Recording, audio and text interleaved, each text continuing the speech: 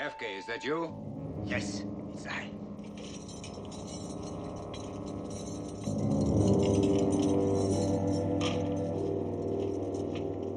Light your lamp.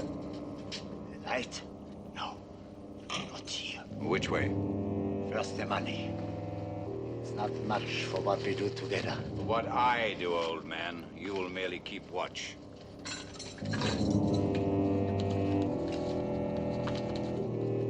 Lead the way. Over here.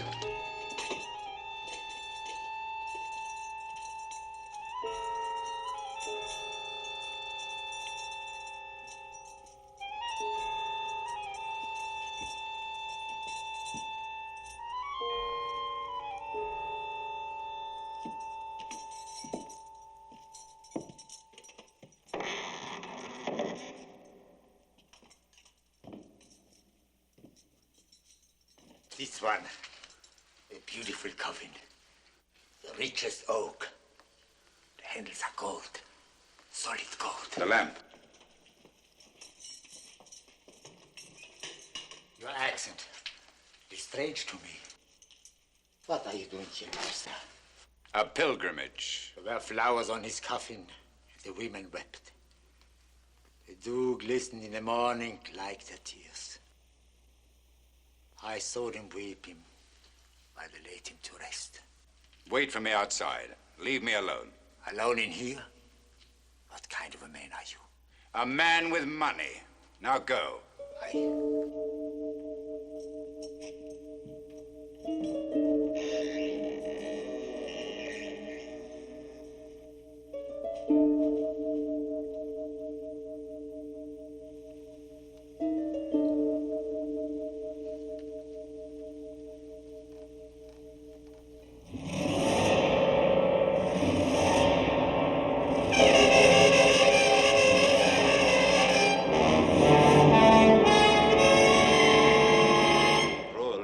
A human heart, jealousy, a human face, and terror has the human form divine.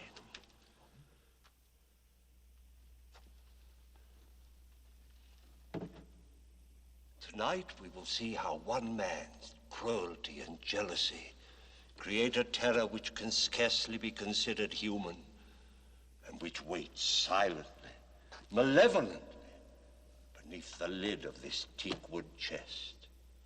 That's the name of our story, The Terror in Teakwood. Join us now as these others did who had the misfortune to learn what it contains. Mr. Guy Rolfe, Miss Hazel Court, Mr. Charles Aidman, and Mr. Reggie Nalder.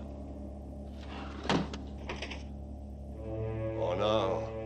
I can't permit you to leave. You've already learned a great deal too much. I can only suggest that you get a grip on yourself.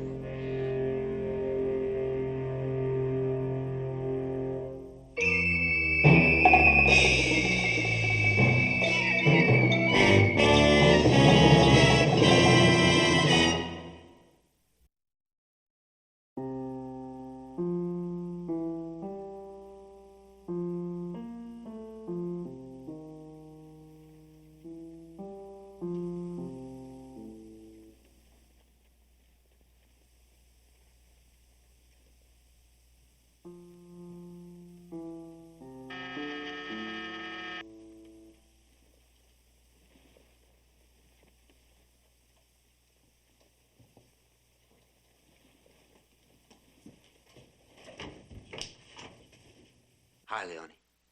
Thought you'd never get here. Hello, Jerry. Come on in. Come on in. It's nice to see you again, after all this long time.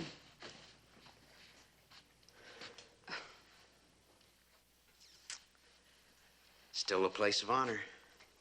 Turned it around so you'd notice. Well, you shouldn't have. But I admit it pleases me. Champagne? No, thank you. All right. Well, what's your problem? Come Come on, you said you needed my help. Well, it's Vladimir. Oh? What's wrong with him? Well, I know it's silly, but I don't know. I don't know. Well, you married him. He's your husband, in spite of anything I could do. Oh, I'm sorry, Leonie. Come on, now tell me what's upset you so. Well, I'm frightened. I'm terrified. By your husband? No, for him. I'm convinced that someone's trying to kill him.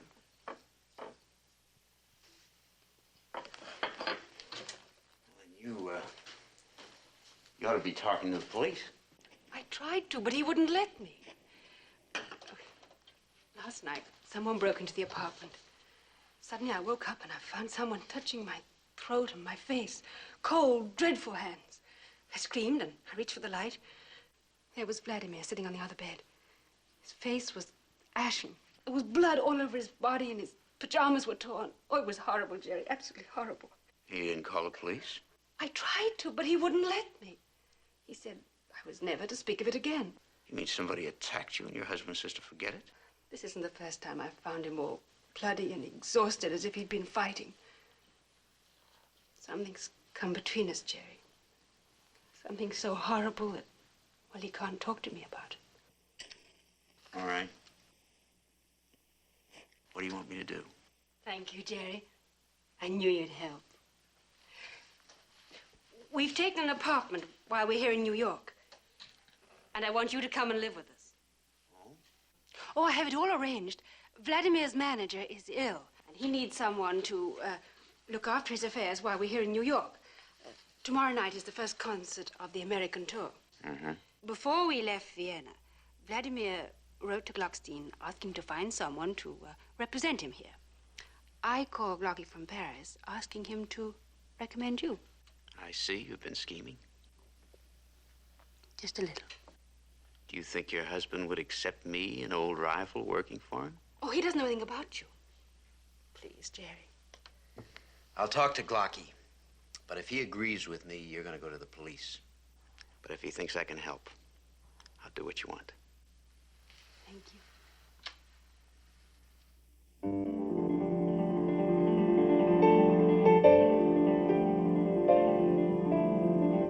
Legato.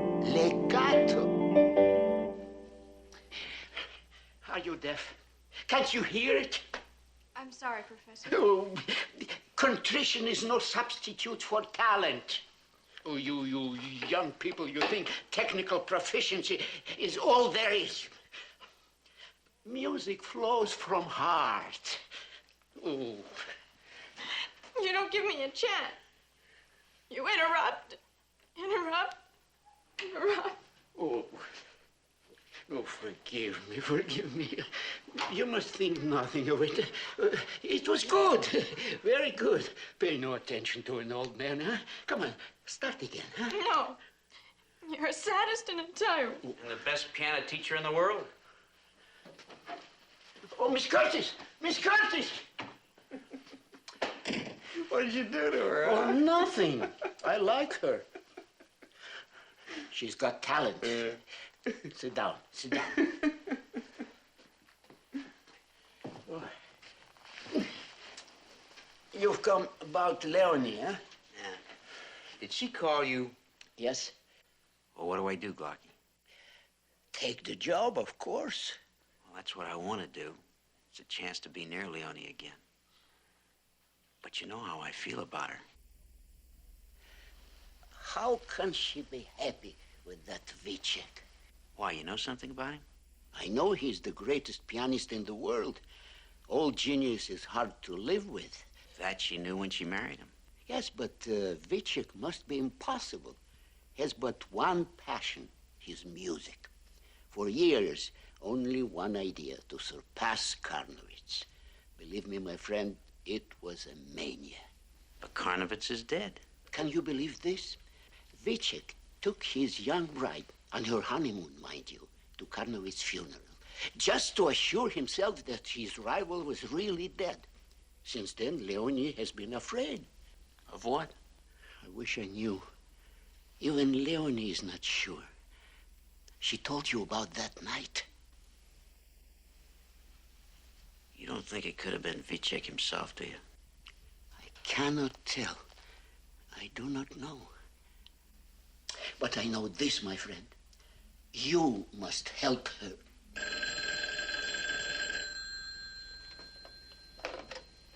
Hello? It's for you. Hello? Oh, Jerry! Jerry, come over quickly, please, for heaven's sake, come quickly! Yes.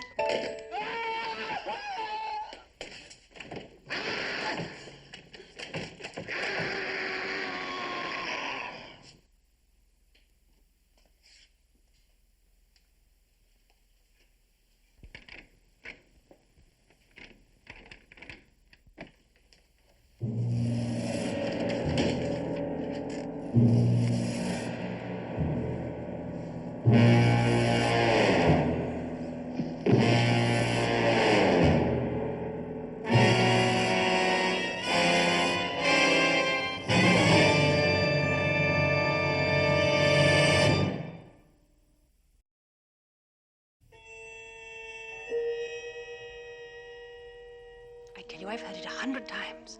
It's the 7th sonata, the Karnovich sonata. Well, whatever it is, we've got to get a doctor. He won't have a doctor. Look at it. We can't tell how badly he's hurt. All right, he doesn't want the police, but a doctor. No, take him. Leonie! Leonie! Darling? Darling, are you all right? Oh, I've been so worried about you. Yes. You mustn't worry. It's not serious. Oh, what was going on in that room? I was trying to break down the door. Who is this? Oh, this is Mr. Welsh, darling. Glocky sent him over. How do you do, Mr. Vicek? Glocky? Mr. Glockstein. Of course. Well, I called him because I needed some help. And Mr. Welsh was in the office talking about the secretarial job. And very kindly came over. He feels that... Well, he thinks you should have a doctor, No, darling. I need no doctor. Well, is there anything I can do? Yes, there's one thing you can do. Forget what you've seen. But There are no buts, Mr. Welsh. Mr. Glockstein seems to think you're the man I need. Your presence here indicates that you find my proposition acceptable. If you're to work for me, one thing must be clearly understood. I expect my employers to accept my wishes without question. yes, of course. It might be more convenient for you to stay here whilst you're in my employ. Well, I don't think... There is a spare room down the corridor. Now, if you'll excuse me, I must make myself presentable. I shall be rehearsing most of the day.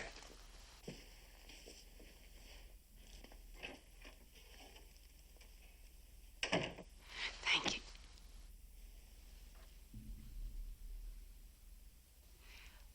Thank you, Mr. Welsh, for coming over. You've been most helpful. Not at all. I hope your husband will feel better soon. Oh, I'm sure he will. Thank you.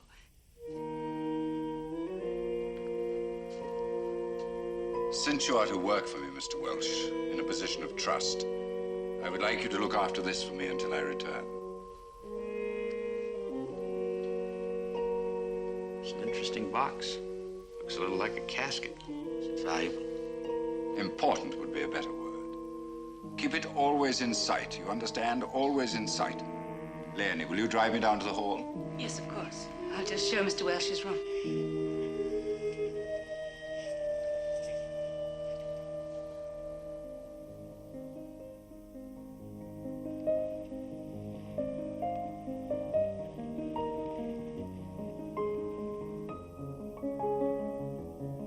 He's wonderful, you'll have to admit that.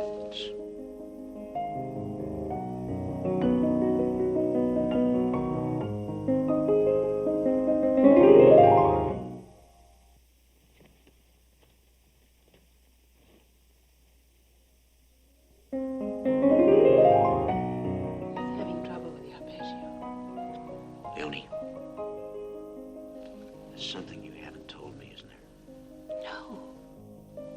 Look, it's only a suspicion, and it makes no sense. No sense at all to me. Oh, I what's going on here right now doesn't make any sense at all. Somebody's trying to kill him, and you too, maybe. Yet your husband doesn't want to go to the police. That only means one thing to me, that he knows who it is, and he's frightened. Yes, he's frightened. Sometimes in the night, I catch him staring at me. All this began when Karnovich died.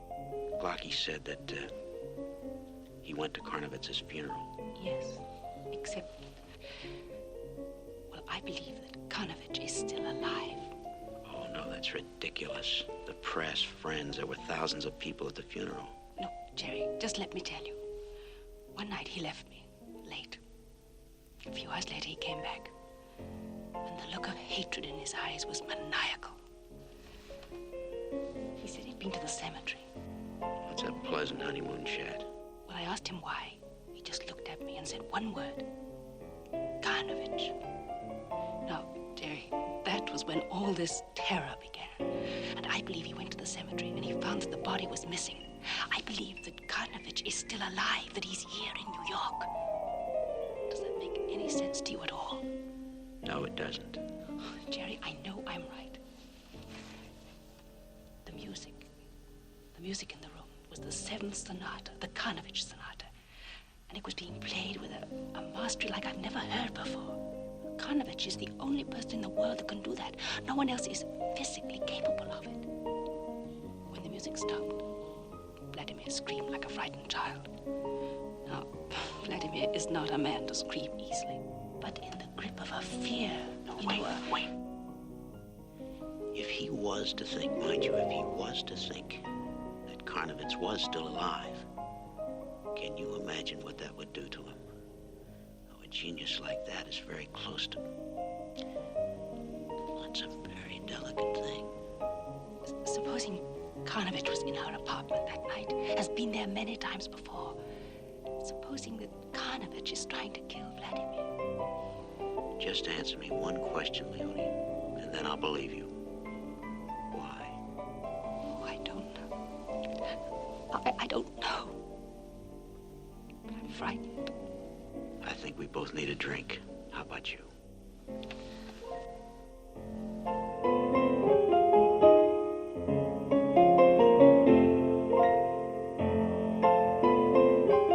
Come on. He won't miss us. All right.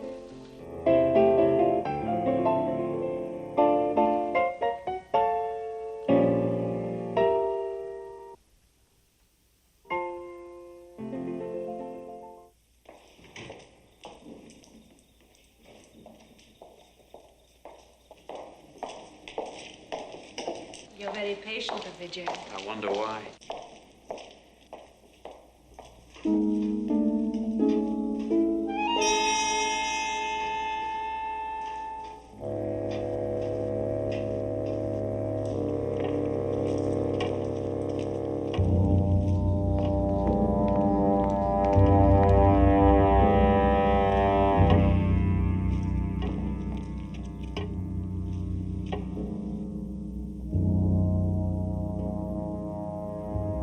Did you hear that?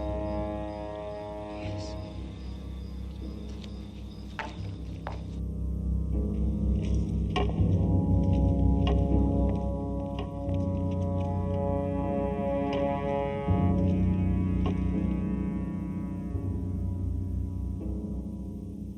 thought I heard that when I was leaving the apartment. Now I'm sure of it. What should we do? You go in there. If I'm not back in 5 minutes, I'll see you at the theater. Right.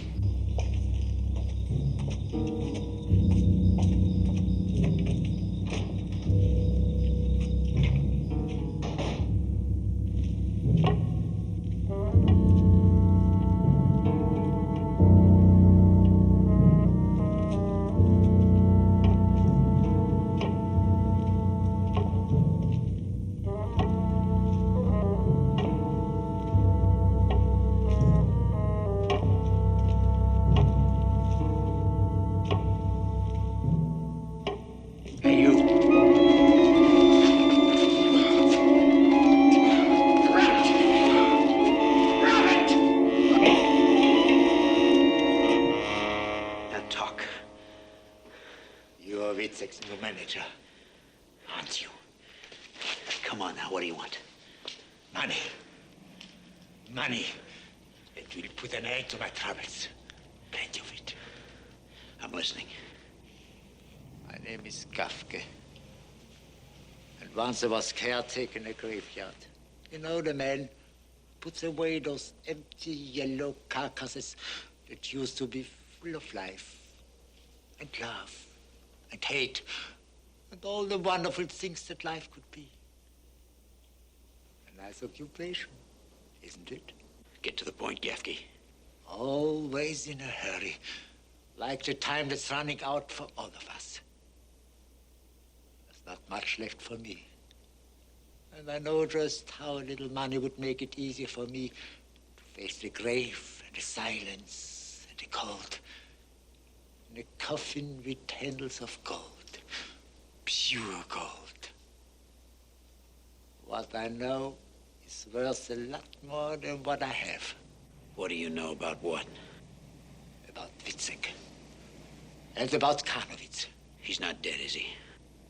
Not dead. You don't know very much, do you? You go back to your Witzek and tell him that Kafka has come from the graveyard all the way to America to put an end to his poverty.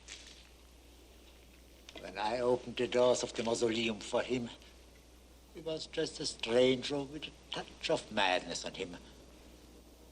But now I know who he is. A famous man, a rich man. And if I tell what I know, I will put him in prison. Put him in prison? For what? What happened in that graveyard? My money first. And it's got to be plenty, you understand? I tell him that I've got this, his knife.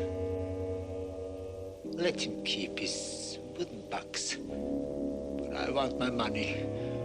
All this will have more work to do. Where can I find you when I want you? Right here. Every night. Go.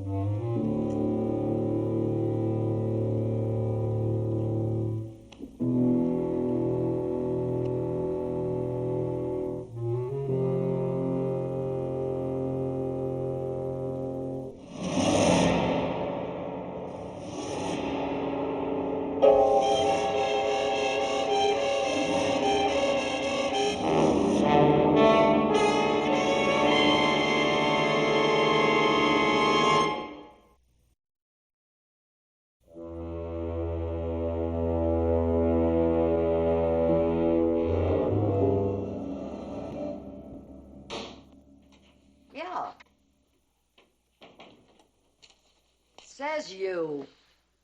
What? Hey, wait a minute. Okay, boy.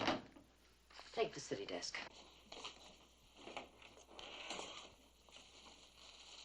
Hi, Sylvia. Ha! The very man I want to see. How are you? You're working for a madman, lover boy. Did you know that? I know, but I didn't think you knew. You don't know how mad. An egotistical, ill-mannered, conceited, arrogant madman. I take it he's not your favorite musician. Here, I brought your tickets myself. Tickets to a funeral. To the destruction of a once great pianist, doomed to the extinction he deserves. I wish I hated music. Then I could really take pleasure in watching Witzek's folly.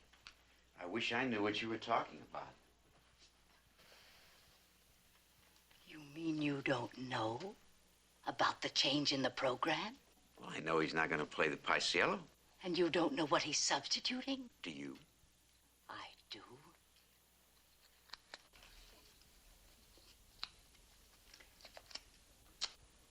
He's going to play the Carnovitz Seventh. His choice of words, not mine. I'd say he's going to attempt it. And he'll make himself a laughingstock. He'll be booed off the stage. He must be out of his mind. Like I said, a madman. Carnovitz and Vicek, the great rivals. Brother, I could tell you a story or two about them if you weren't so young and innocent. They hated each other's chitterlings. Chitterlings? Did you find that in the style book? There's nothing fit to print that describes those two. You know why Carnovitz wrote that seventh of his? Because he was fed up with Vicek yapping at his heels. He wrote himself a sonata no one could play, who couldn't match the phenomenal spread of his hands. I've heard that. Vicek never forgave him for it. And when Carnovitz died, I tell you, Vicek positively gloated, publicly. He laid his hatred out for all the world to see. A hatred bordering on insanity. A pathological hatred. Centered on a pair of hands. But what hands? They were long and white and delicate. The most beautiful hands in the world. Did you ever see them? Yes, Sylvia. I have seen them. Jerry! Oh, Jerry! Jerry, what? Mr. Weber, I want another piano in a hurry. No, it's all right.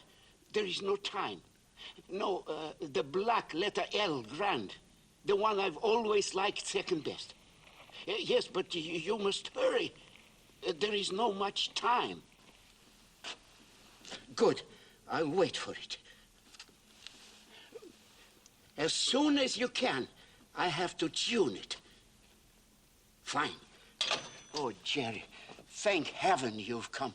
Now look at this. A disaster. Look at it. We'll lock the vault so that no one will touch the piano. Who would do such a thing? Does he know about this? We thought it best not to mention it. Don't you agree? Did you see a weird man with a limp around here? Yes, I did. He said that he wanted to see Mr. Vicek. And? I told him to come back after the concert. You think he's the one that did this? Maybe. Did you order another piano? Yes, it will be here soon. We'll have to call the police, and then Weber and Gramp, they'll want to know about it, and there's a business about insurance. Now, we're not going to say anything about this before the concert, agreed? I'll tell Vicek myself after the concert. Good. Glocky.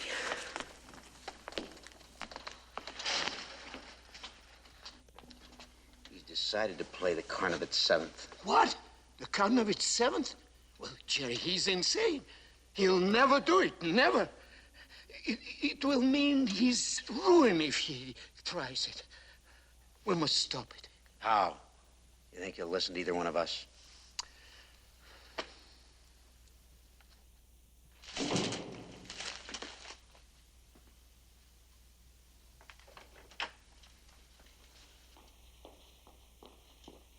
I came over as soon as he went to rest.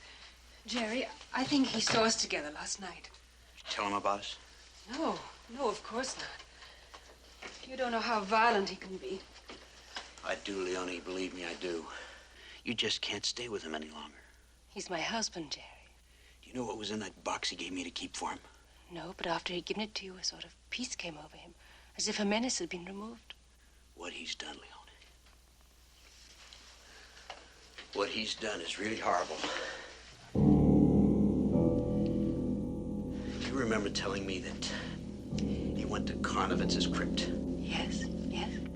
Well, it wasn't enough for him to know that Carnovitz was really dead.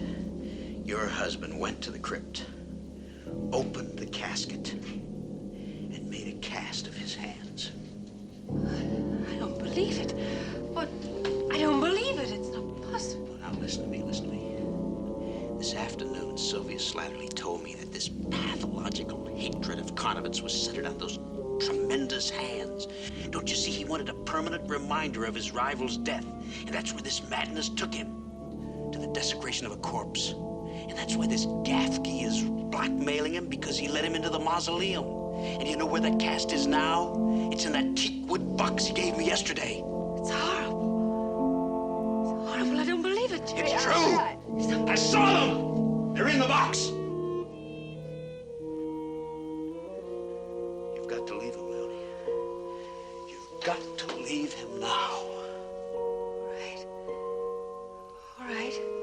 But I must go to the concert. Why? I don't know. I don't know, but I must go. All right, but I'm gonna be there with you. It may be dangerous.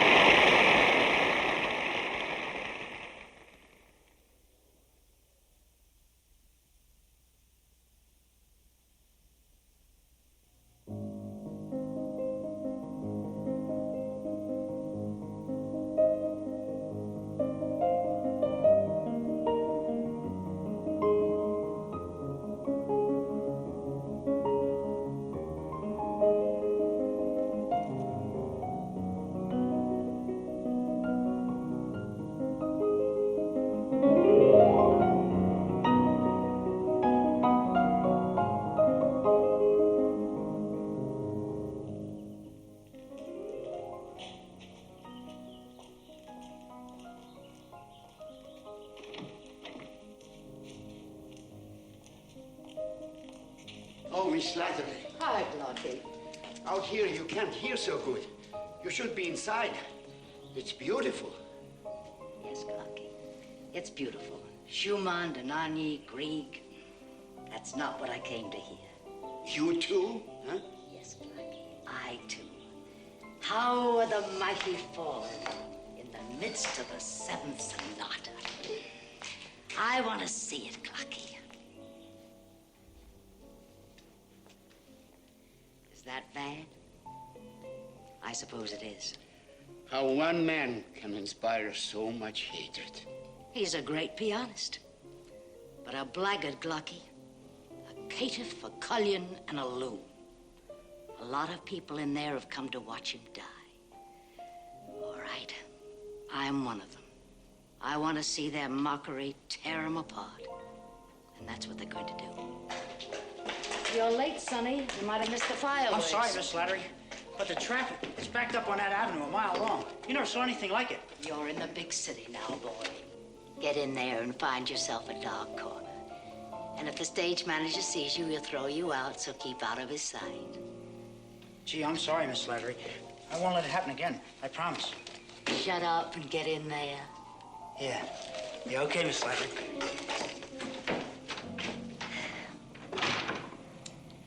Too good to go unrecorded, Lucky. So, I'm a Jezebel. I'm a good reporter, too. Well, unless he backs down, the next one is the big one. Now the devil gets his due, Lucky. See you after the funeral.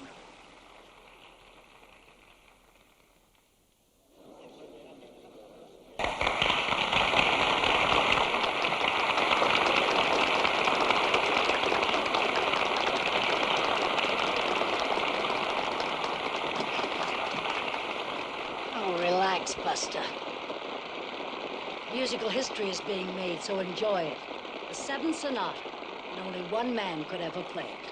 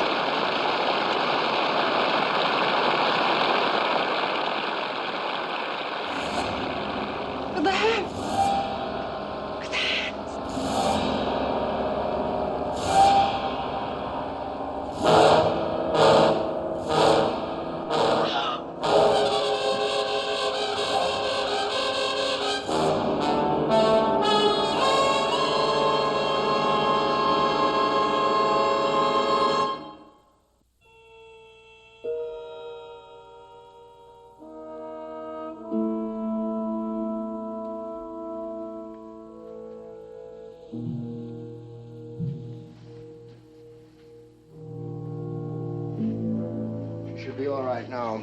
She should sleep until morning. If she does stir, give me a call. What the devil's going on? I looked for you, Mr. Welch. I had to take a taxi. Leonie, what's wrong? She collapsed. I had to bring her home. This is Dr. Hilton. There's nothing to worry about. But I don't understand. What's happened? I gave her a sedative. She'll be fine in the morning. Just let her rest. Did she hear the sonata, Mr. Welch? She heard it. Good. Good. I wouldn't have liked her to have missed it. A triumph for both of us. If you'd like, I'll stop by again in the morning. Yes, do that, please. And thank you. Not at all. It's a pleasure. A pleasure indeed. I'll show you out. Thank you.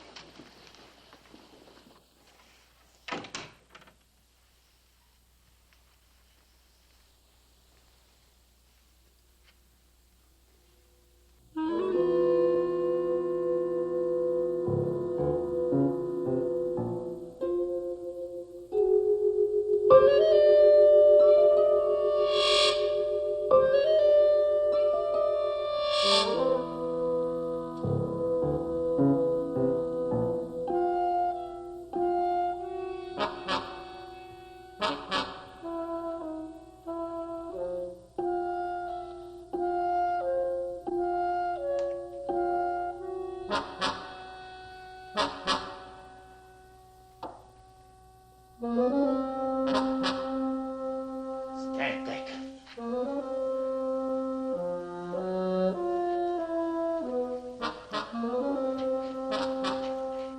Stand back.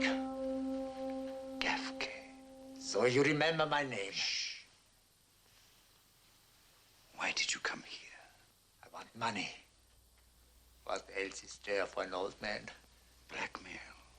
Call it what you like. A lot of money for my old age, Mr. Witzek. I too know how to use your knife. Do you think I keep enough money here in the house to satisfy you? I'll pay for your silence, yes, but you'll have to wait. You've had time to get the money. Let us not play games, huh?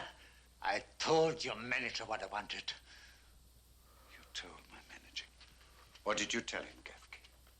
I want the money now. You miserable scum. You think I'm afraid of you? You think I'll let you ruin my triumph?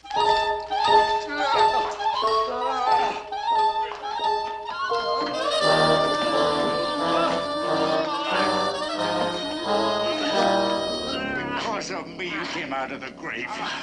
And because of me, you shall return.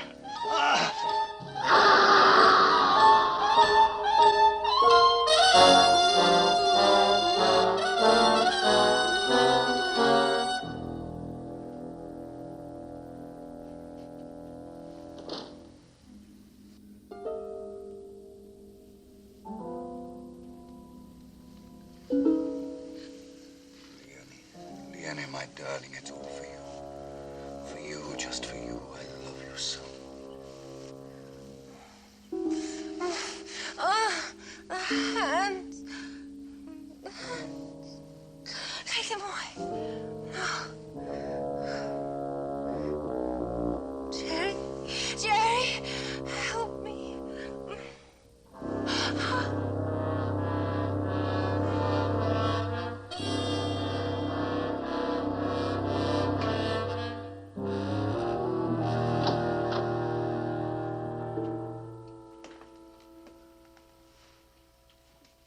Not sleeping, Mr. Welsh?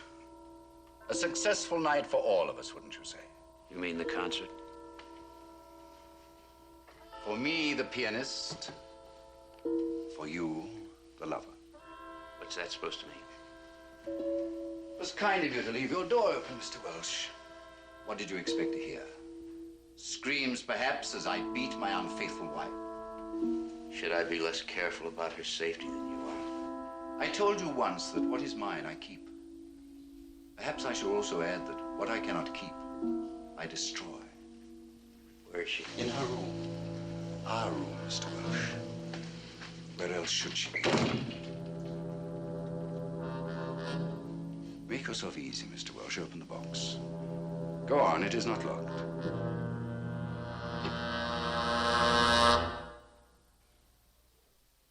What have you done with them, Vicek? Where are they? You will not leave this room, Mr. Welsh, and I will. But first, I will tell you something of Karnowitz. That once great pianist now lying a mangled corpse in a desecrated grave. And even after he died, you couldn't forgive him for being a greater pianist than you. That's a lie. He was second-rate, always second-rate. Those freakish hands of his were all he had. There was nothing else, no greatness, nothing but the hands of a freak. Do you hear me? A freak. But you stole them. Yes, I stole them. Because they'd always stood between me and the fame that should have been mine.